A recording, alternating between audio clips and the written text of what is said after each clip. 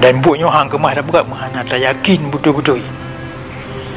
Buatnya hang kemah dah berat punya semangat kata mantang kemah ia pusut di bangsa lain. Punya kata mantang tu makut tu ke bangsa lain lah dia.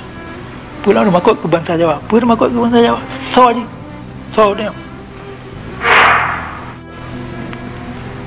Tak apa hang je pergi rut semangat dia.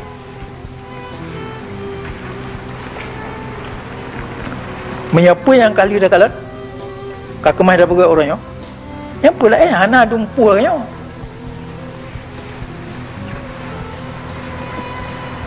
dia acah urung bana pegang mereka tapi dia yang nak fikir apa perkara tak Pak Budi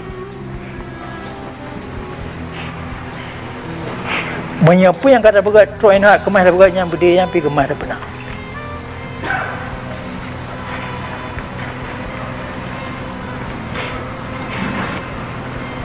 urunya wewe-nya tapi yang beri pakai anak ibu saya gerawai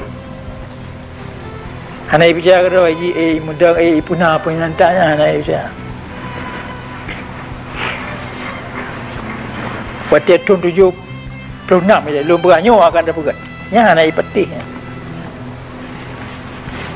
dia tahu dia dalam buku diary les ngumpul kalau beranyo pakai betul penting tapi kalau mau isah penting yang apa boleh lah yang penting.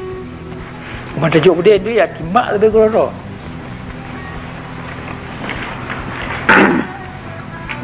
Mesti tu terima perintah dia.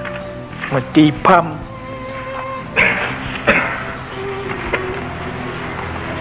Apa yang dia buat? Dengan keyakinan yang penuh.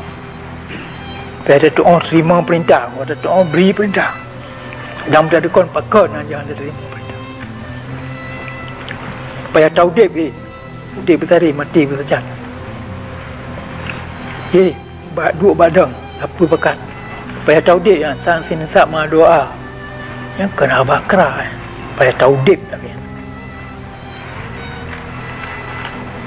Supaya tak rasa kanya. Nyujuk ke sini pat.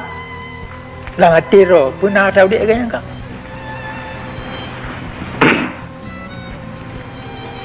Ya. Mereka kata kemata kuasai kelahi kemikir merdeka kan so kemang ya kun kita nyobek merdeka